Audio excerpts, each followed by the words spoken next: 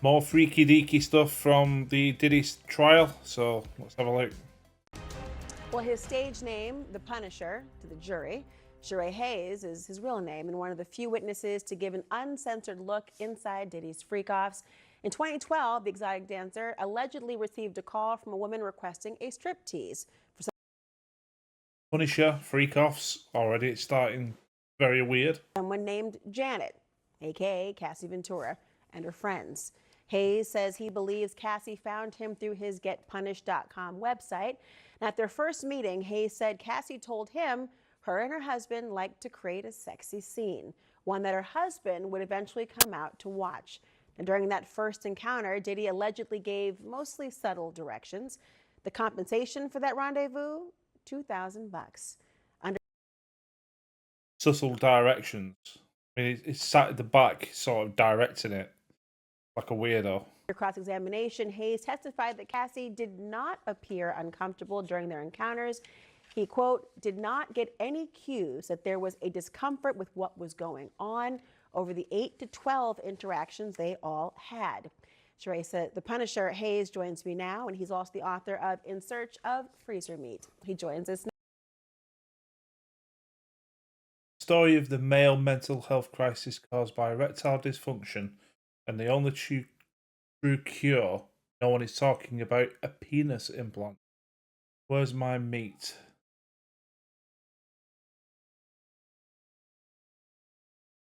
Okay. Now, Sheree, welcome. It's been a week since you testified. First of all, I'm just wondering what the reaction has been like in your life, knowing that this is such a high-profile case, and here you Sorry, this is a serious subject. Should not be smiling like an idiot, but what a book. are in the spotlight in this way. Yeah, it's been like a whirlwind. You know, constant outreach from media outlets like this, and just friends and family, people from junior high school actually reaching Really? out just randomly, you know, to check in and speak up. It's been a very interesting, trying week. You've reflected, I think, in some time about what your testimony said and what it was like in that courtroom. Can you tell me a little bit what it was like to be on that stand a few feet away from Sean Diddy Combs, who you obviously had been around before in these sexual encounters, but he was more of a voyeur at those times. What was it like being in the room in the courtroom? Yeah, so I have to say, I thought going into it, I was pretty prepared and confident, but literally when I walked in the room, I got complete anxiety, like my entire. I suppose you would. You know, it's one thing being removed from the situation, but I suppose when you walk in and faced with the guy who was basically stood at the back and the focus of so much global attention, must be strange. Body was shaking. Whatever I envisioned, I was going to make a pun there, but I shouldn't. or what I thought, because obviously you can't see anything, it was the tension and the magnitude of the moment was much, much deeper. So it was to some degree terrifying. Like I just could not, whatever I envisioned, it was just so much more that I was not mentally prepared. You know, He must have been frozen stiff. I mentioned that he was a voyeur during the sexual encounters. You were involved with Cassie Ventura directly in those rooms, as you've testified. Were you ever involved with Sean Diddy Combs? Did you two ever have an interaction in those sexual encounters? No, actually, not one conversation, not even eye contact. Really? Yeah. Did that surprise you? Well, it was told to me immediately, like on the first encounter, that I was instructed to not look at him, not acknowledge him, not have any interactions with. By Cassie? Yeah, by Cassie. So those were the instructions. So I did my. Yeah, sounds like a weirdo. Not him, Diddy Combs, I mean. Diddy Combs. P. Diddy. The fact that it's don't look at me, don't make eye contact, don't even assume I'm there. It's almost like a god complex in some cases. Best to follow them to the best of my ability because, you know, initially I did not know who they were. And so I just saw it as an opportunity. I see this stunningly beautiful woman and, you know, $2,000 for this type of interaction was, you know, kind of like a no-brainer in terms of it. So I wanted to follow the directions as much as possible. So there was literally no interaction, I didn't even look directly at him. Because normally you are a dancer, and this was an interaction that would have resulted in sexual intercourse. Exactly. Yeah, I was waiting for them to actually get to the crux of it. When you say interaction, we all know what interaction means. Exactly. So yeah, so this is nuance. It's not something that happens. I've done thousands of parties. This is the only time I was propositioned with something like this, and it was in such magnitude. Like we're in the Trump Hotel, it's like these huge suites, and you can tell this is a very high profile couple. So I just wanted to be as professional for the scenario as I would assume was required. Did you ever travel outside of New York with them? I did not.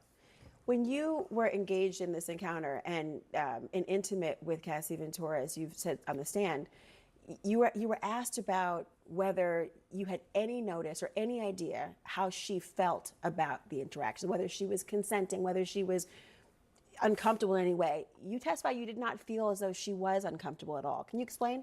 Yeah, so there was always, like, before the sexual activity, there was always, like, downtime. So I would be greeted by Cassie, kind of put in a room, and we would have casual conversation, About how long did that last? 10, 15 minutes, and Yeah, it sounds like back in the day it was sensual, probably understood. I think looking into some of the statements and some of the other comments made, it was almost like this behaviour where you start off small and then it gradually gets more and more coercive. So it won't surprise me if it started off in this sort of easy way, should I say, and then gradually got worse. The fact he stood at the back, sort of not telling people not to make eye contact, it's weird. and it would be, consistent. How's work going? How's the parties? How's things? So it seemed like a very cordial, laid-back situation, and I actually believed that the scenario was real. It was like a birthday. This was something they were doing as a couple that wasn't normal. I mean, that wasn't their norm, and I honestly thought I was the only person they were engaging with. So I had almost a belief that I was, wow, like this is a cool thing. Like I'm the person they're choosing for this kind of fetish type of environment. And nothing seemed illegal to you or anything out of sorts? Not even close. Like I didn't even get any thought of anybody being like under the influence of any. But prostitution is illegal in America, right? I am not sure, so please correct me in the comments if that's not the case. But getting paid $2,000 to show up and do escort services is illegal anyway. So, yeah, even though it might have been consensual, it's still illegal. Unless people tell me otherwise, and then I'm just completely wrong and I'll shut up. Drugs or anything. It seems like a very, for the circumstance, everybody was just normally in their right state of mind, and this was just something they did for sexual pleasure. You never saw any violence? Nothing close.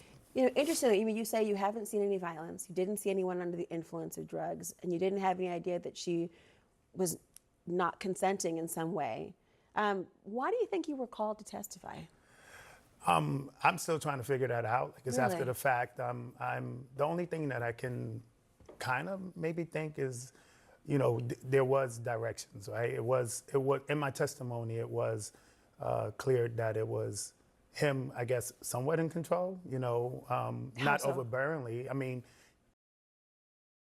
Yeah, but I suppose consenting adults and someone saying, do this, put that there, touch this, touch that. I'm not going to go into graphic details because I don't know what went on in there.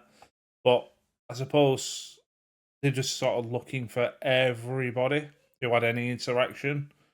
So it sort of sets a scene, I suppose, of the kind of things that he would get up to.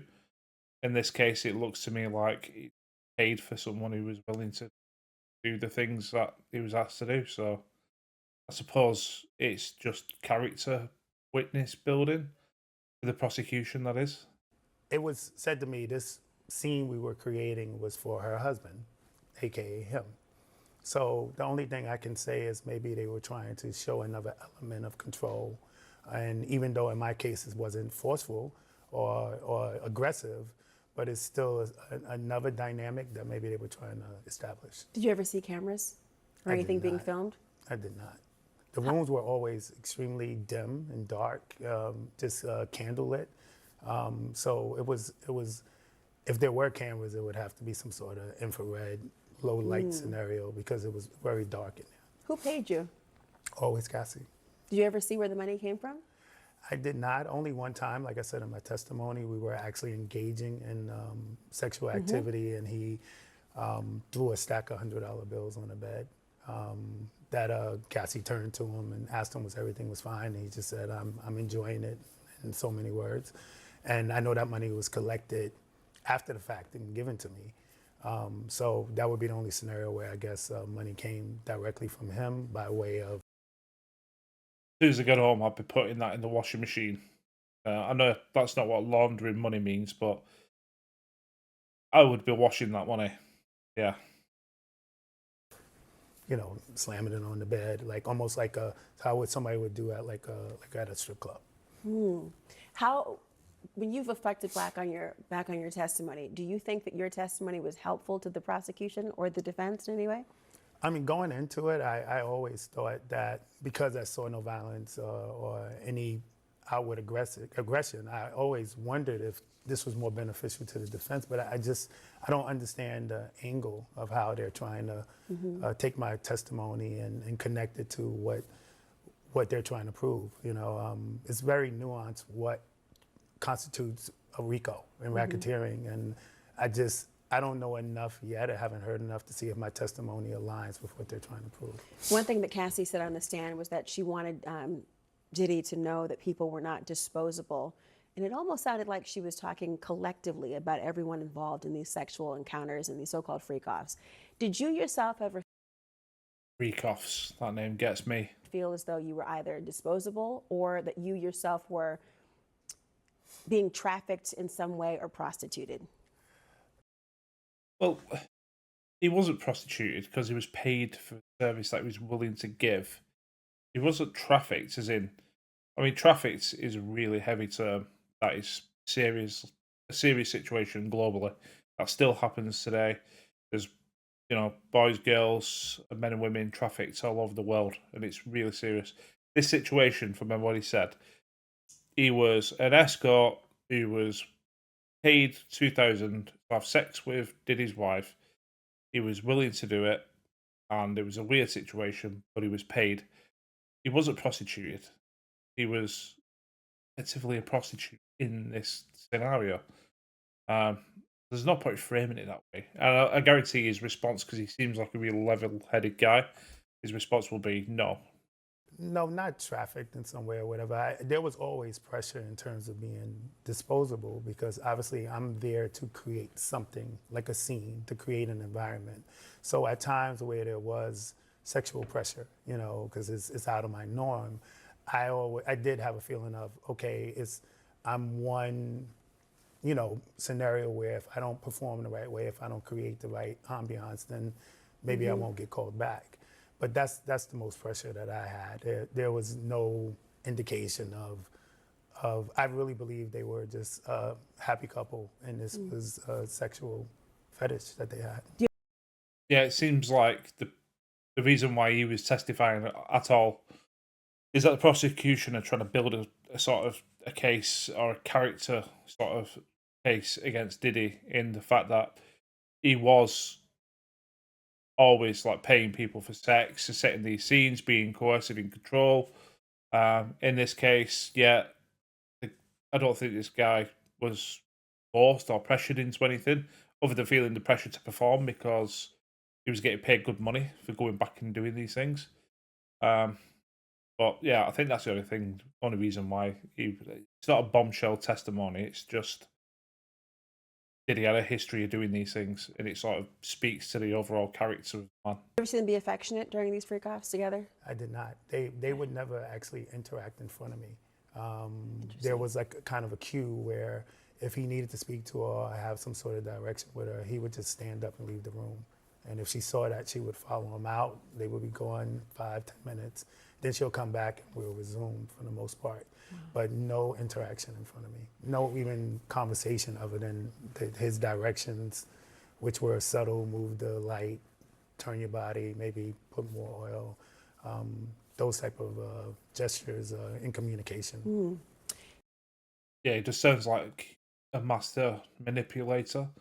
He was putting his wife in those situations, but it almost sounds like she's willing as well. Does it sound like she was massively coerced? I suppose this guy having a real short interaction wouldn't really know the full ins and outs of the relationship. These ins and outs is not a pun, by the way. You said you wanted to, after your testimony, feel at peace with what you've said.